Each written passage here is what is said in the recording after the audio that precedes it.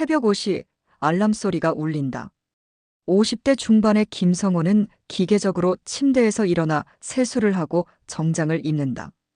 거울 속 자신의 모습을 바라보며 깊은 한숨을 쉰다. 넓은 아파트 거실에는 그 혼자만의 발자국 소리만이 메아리친다. 성호는 중견건설업체를 운영하며 안정된 수입을 올리고 있다. 하지만 3년 전 어머니가 돌아가시고 작년엔 아버지마저 세상을 떠나셨다.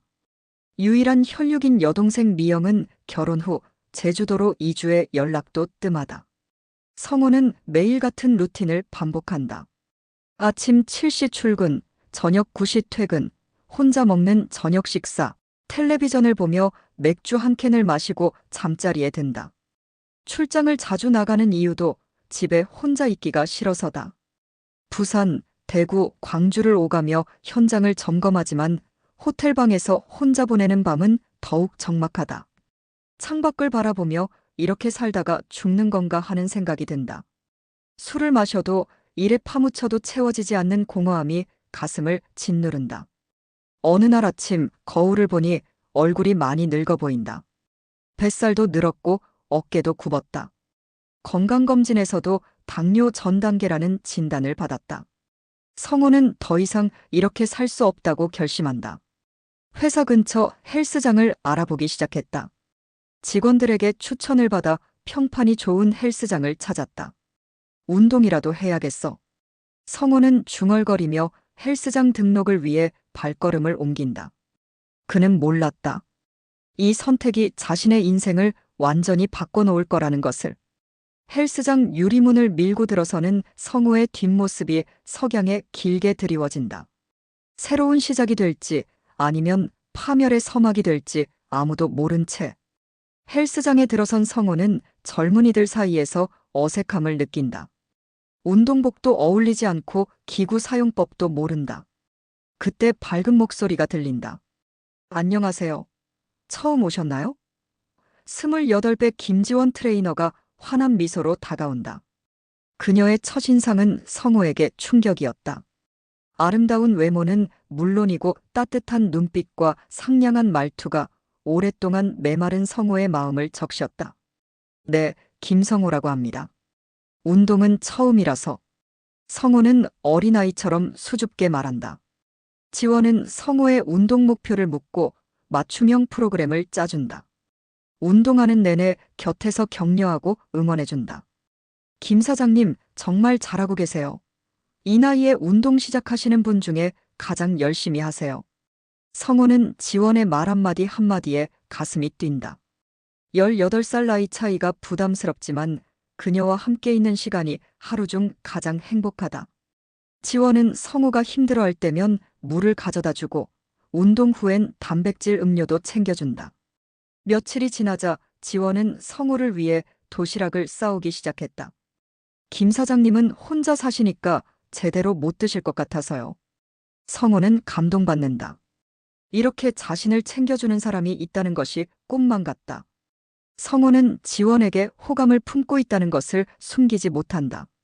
하지만 나이 차이와 주변의 시선이 부담스럽다.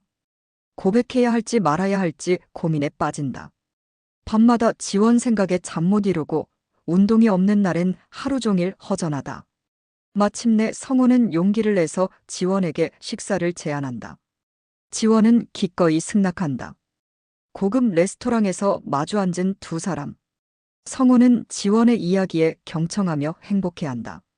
지원도 성호의 배려심과 진실함에 호감을 느낀다. 하지만 성호는 상사병에 걸린 듯 몸이 아프다. 가슴이 두근거리고 식욕도 없다. 지원을 만나지 못하는 날이면 온종일 멍하니 있다가 결국 쓰러져 병원에 실려간다. 성호가 입원했다는 소식을 들은 지원이 병실로 달려온다. 창백한 얼굴로 누워있는 성호를 보며 지원의 눈에 눈물이 고인다. 사장님, 괜찮으세요? 왜 이렇게까지? 지원은 성호의 손을 잡으며 걱정스럽게 묻는다. 성호는 지원의 따뜻한 손길에 용기를 얻는다. 지원 씨, 사실 할 말이 있어요. 성호는 떨리는 목소리로 말을 시작한다. 나이 차이가 많이 나서 말하기 어려웠는데, 저는 지원 씨를 좋아합니다. 아니, 사랑합니다. 지원의 눈에서 눈물이 또르르 흘러내린다. 사장님, 저도 마찬가지예요. 왜 이제야 말씀하세요? 또 지원은 오히려 성우를 책망한다. 저도 사장님을 기다리고 있었어요. 성우는 믿을 수 없다는 표정이다. 정말요? 나 같은 늙은이를. 나이가 뭐 중요해요. 사장님처럼 진실한 분은 처음 만났어요. 두 사람은 서로의 손을 꼭 잡고 사랑을 고백한다. 퇴원 후 성우와 지원은 연인 사이가 된다. 성우는 매일 지원을 데리러 가고 함께 식사하고 드라이브를 한다. 몇 달 후 성우는 지원에게 프러포즈한다. 나와 결혼해주세요. 평생 행복하게 해드릴게요. 지원은 기쁜 마음으로 승낙한다. 두 사람은 혼인신고를 하고 성우의 아파트에서 신혼생활을 시작한다. 여보, 사랑해요. 나도 사랑해, 여보. 매일 아침 이런 말을 주고받으며 달콤한 시간을 보낸다. 성우는 지원을 위해 명품 가방도 사주고 비싼 액세서리도 선물한다. 지원의 꿈이었던 헬스장 창업을 위해 10억 원도 기꺼이 투자한다.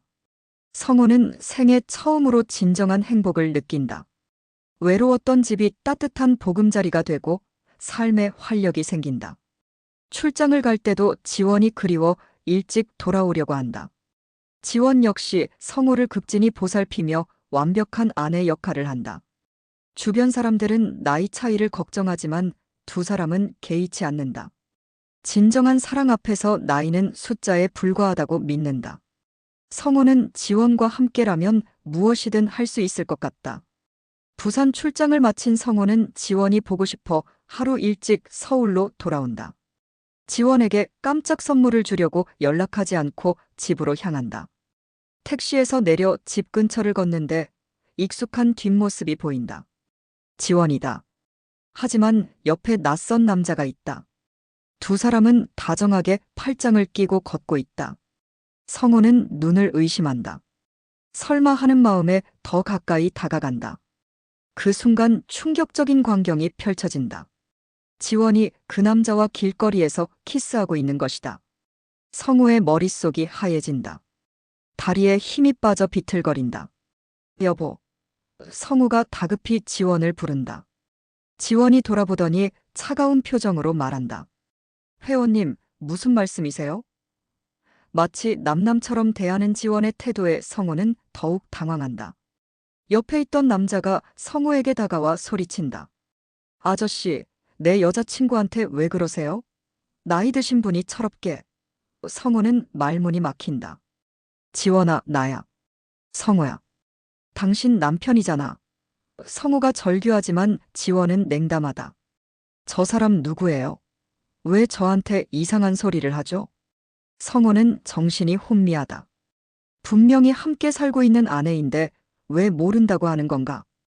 길거리에 서 있던 사람들이 수군거리기 시작한다. 저 아저씨 이상한 거 아니야? 젊은 여자한테 무슨 짓이야? 지원과 그 남자는 성우를 두고 사라진다. 성우는 그 자리에 멍하니 서 있다.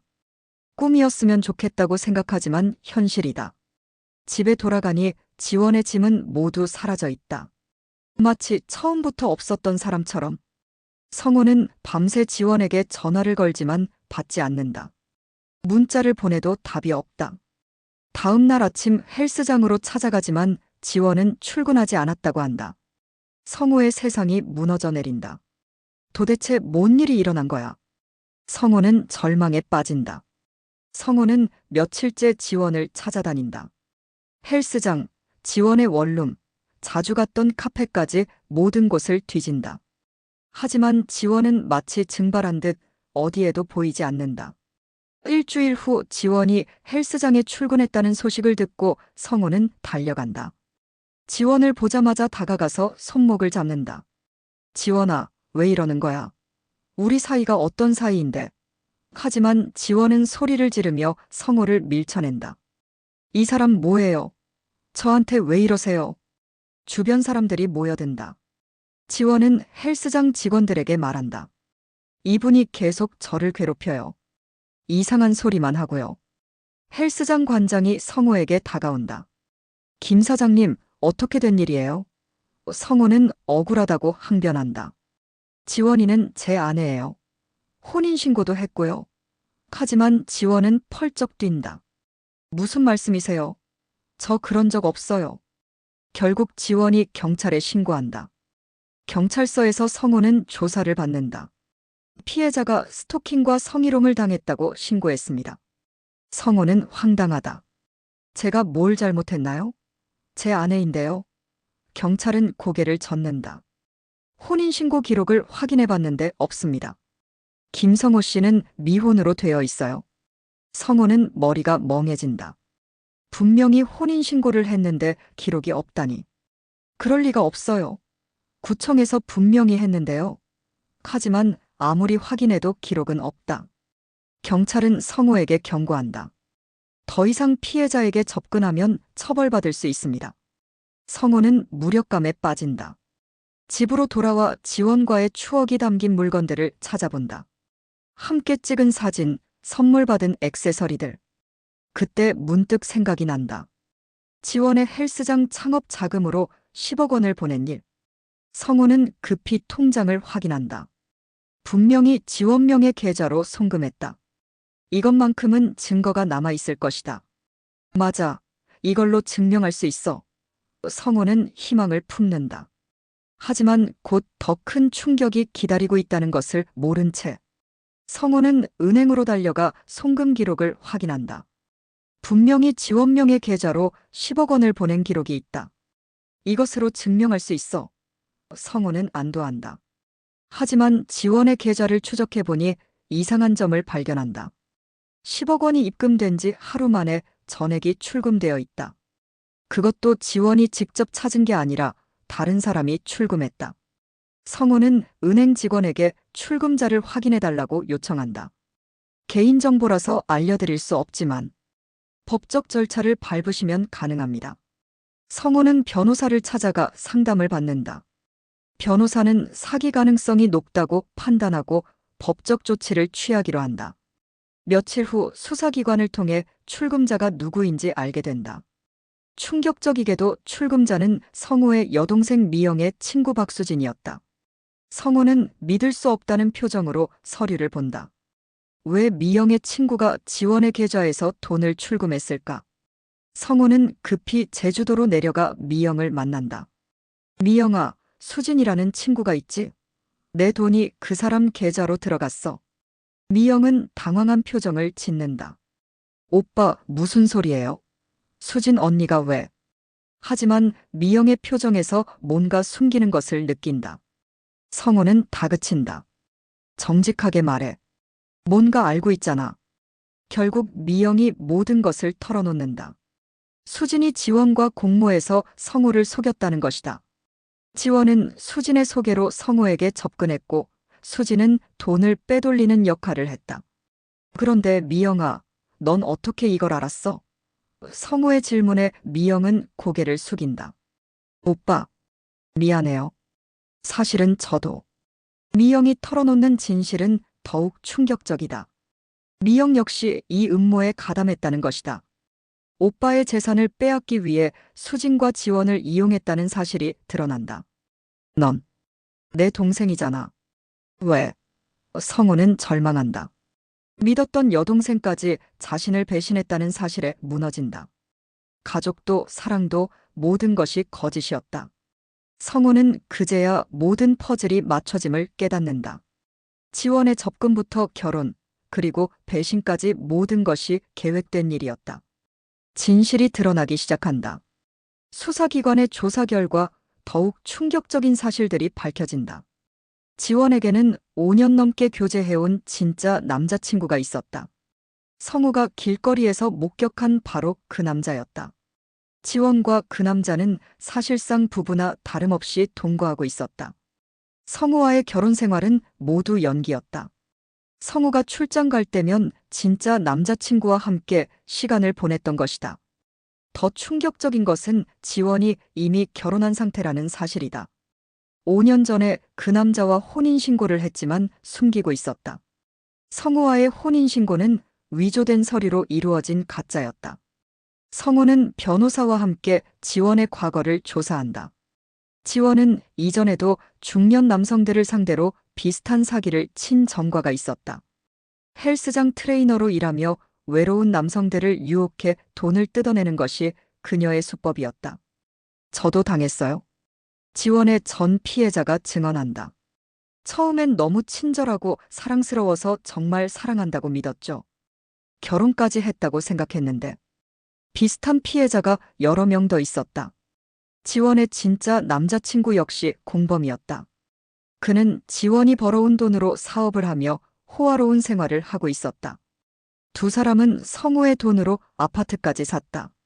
성호의 여동생 미영과 친구 수진도 체포된다. 미영은 오빠가 혼자 살면서 돈만 쌓아두니까 답답했다고 변명한다. 어차피 오빠는 자식도 없으니까 나중에 다 내 것 될 텐데 미리 받는 게 뭐가 잘못이냐고 항변한다. 성호는 가족에 대한 마지막 신뢰마저 무너진다. 평생 믿고 아껴왔던 여동생이 자신을 돈으로만 본다는 사실이 가장 아팠다. 지원의 배신보다 미영의 배신이 더 큰 상처를 준다. 법정에서 모든 진실이 공개된다. 지원은 사기죄로, 미영과 수지는 공모죄로 기소된다.